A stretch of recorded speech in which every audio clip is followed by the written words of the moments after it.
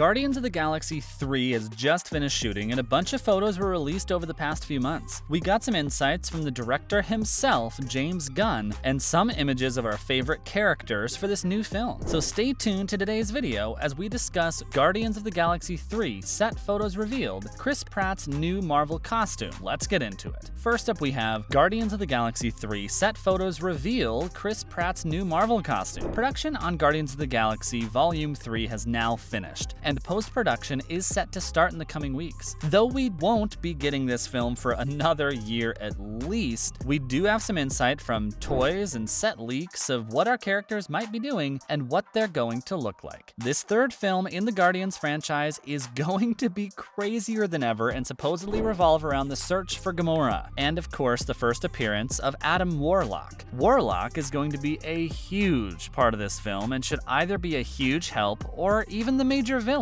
for this outing. From what we've seen of Star-Lord already, he's going to have a beard this time around. Thor: Love and Thunder toy leaks points towards Peter Quill rocking a full beard in this outing. Then it was confirmed in the trailer for the film just a few weeks ago. On-set images have also been released, and they point toward a brand new costume for the character as well as this new look. Quill seems to be wearing a brand new jumpsuit more in line with his comic book version. This means he could be heading toward that comic-accurate suit that fans have been waiting for from these films. Quill's suits in the comics have gone through many different versions, but a few select ones are some fan favorites in the comic book community. Karen Gillan's Nebula is also sporting a new look with a brand new costume on set. This means that she might start to match the Guardians after joining them following the finale of Avengers Endgame. We will see these characters first appear in Love and Thunder later this year, and we can assume a post-credit scene that leads into their next outing as a squad in search for Gamora. It remains to be seen why the team will decide to suddenly wear a new costume in the threequel, but there could be several reasons as to why Peter Quill potentially mandated such a change. Given that Volume 3 is set to explore the team's search for the alternate version of Gamora across the galaxy, it's possible that these new costumes will be used for a covert operation that could be related to their mission to find their former team member. These new costumes could also indicate a deeper meaning. In the Marvel comics, the Guardians wore these costumes to try and become a bit more official. The same could be true for the live-action iteration of the team, especially after how they helped the Avengers defeat Thanos during Endgame. The Guardians could be the official police force of the galaxy in Phase 4, considering that the Nova Corps was seemingly destroyed by Thanos. Let us know what you think about this down in the comment section below. Guardians 3 was looking like a problem for a while there as James Gunn was removed from the project for a few months after controversy. Now that he's back and completed filming, we should expect a quick turnaround. This film should release late 2023 or early 2024, by the looks of it. And now we have some other news. Next up, Natalie Portman is returning as Jane Foster, and also Christian Bale is the main villain of the film. Here, we have two of the biggest pieces of information for the film. The first one is that Natalie Portman is finally returning as Jane Foster, after not appearing in Thor: Ragnarok.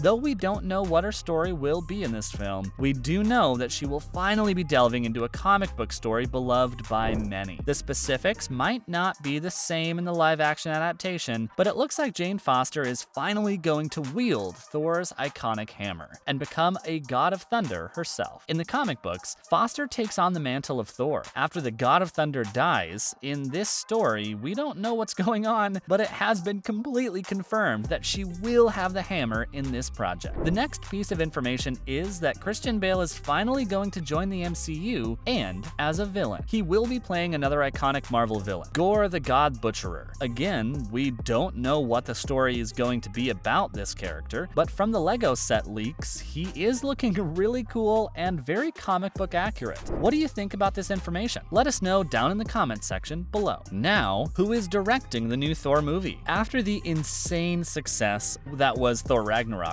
Marvel saw what amazing things Taika Waititi could do, so they signed him on for another Marvel movie. Thor: Love and Thunder will be directed by Taika Waititi, and he's also coming back as Korg. We've seen a small glimpse at Korg through the leaked Lego sets floating around the internet, but no footage has been released to the public of Korg or the film at all. Another thing Taika has done for this film is actually writing the script for it. He has done many interviews since this film was announced and has a lot of good things to say about what he has come up with. It's going to be bigger and louder and more bombastic. Taika Waititi told fired in October 2019. It's only interesting to me if we're doubling down on how nuts Ragnarok was. Chris Hemsworth shared similar thoughts on the storyline, telling the Philadelphia Inquirer that it's one of the best scripts I've read in years. It's Taika at his most extreme and at his best, he said. If the version I read is the one we get running with, it's going to be pretty insane. What do you think about Taika's directing and writing style? If you enjoyed Thor Ragnarok, it looks like you should enjoy his new film as well. Let us know down in the comment section below what you think of Taika and this new Thor movie so far. Next we have Marvel's Wolverine game information. Ever since the Wolverine game was announced last year, fans have been wanting more and more news to come out about it. Sadly, nothing has really been said on this project, but we have some information from when it was announced. Wolverine is one of Marvel's biggest characters and is yet to be introduced in the current Marvel Cinematic Universe. We've never really seen him much in Marvel video games either, as he's only really been a side character in games like Deadpool and the obvious Lego games. This is the first time he will be getting his own adventure that is not a movie tie-in game. He is a man with metal claws that can come out of his hands. If you've watched the movies around him or the X-Men movies, you should be very familiar with this character. You can only assume that he will be similar in this new game of his. This game should be the complete opposite of other Marvel games Insomniac has put out, Spider-Man PS4 and even Miles Morales. Wolverine isn't the sort of character to move around the city like Spider-Man does, so his adventure should be very ground-focused. He could even have a car. Combat is a very large part of the Spider-Man game, and Wolverine fights are very different from Spider-Man as well. Due to Wolverine's claws, you should expect a hack-and-slash sort of combat system, or even a combo system like the Devil May Cry series of games. We have no information on this game yet, so it's hard to tell what it's going to play like. Wolverine has many stories to pull from, but it's best to expect a mixed story like the original Spider-Man game. That game didn't pull from just one comic story, it took from a few and mixed their aspects together into one of its own. This worked really well for the Spider-Man PS4 game, as its story was one of the best parts. Wolverine will probably take this approach, so expect to see multiple of Wolverine's comic stories all wrapped into one. The one take on the character people want to see is Old Man Logan, but it seems like this version of Logan is a little bit younger than that iteration. We don't really know much yet, so let's wait and see. And that's the end of today's video. Guardians 3 should be coming sooner than you might think, and we're super excited to see these characters once again in